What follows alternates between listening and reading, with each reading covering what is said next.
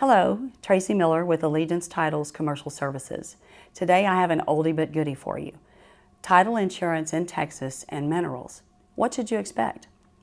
Prior to the successful exploration of the Barnett Shale in Texas, you could expect a title policy to be issued that did not contain a general exclusion in Schedule A or a general exception in Schedule B for the minerals, unless you were dealing in certain counties where mineral activity and exploration were known at the time.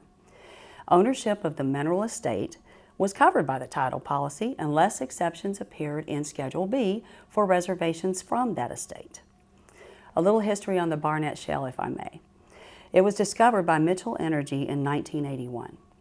It underlies 5,000 miles, 17 counties, and the entirety of the city of Fort Worth in Texas.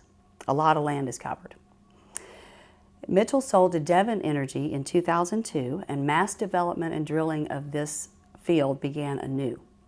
With new technologies and resources available for horizontal drilling, 2008 saw over 2,900 horizontal drills up in place and working in the Barnett Shale in Texas.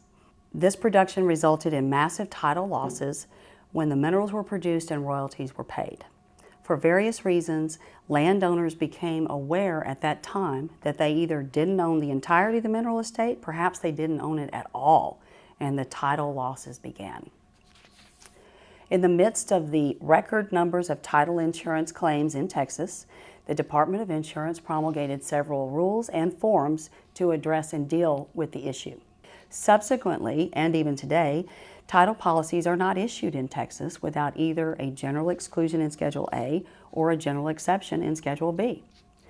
This was a very tough pill for commercial developers and clients to swallow, even though promulgated forms of endorsement were made available. The procedural rules that apply, and there won't be a test, are P5.1, P50, and P50.1.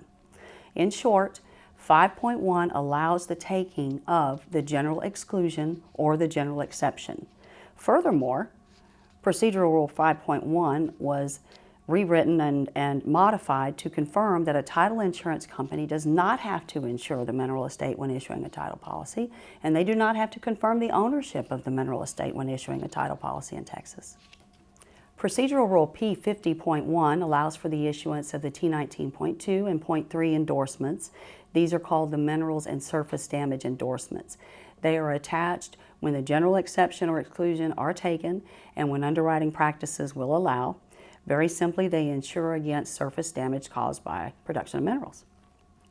Let's recap. What have we learned?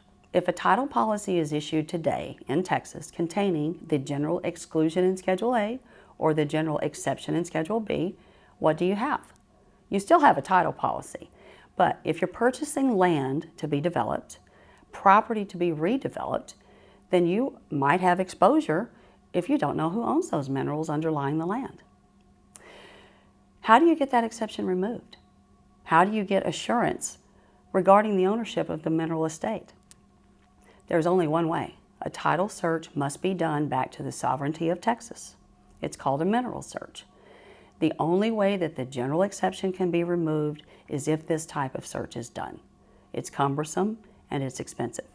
But again, if you're purchasing property to be developed or redeveloped, it could be very important to you. When the need arises, Allegiance Title has the resources to perform these searches for you. We want to be your resource for results. Thank you.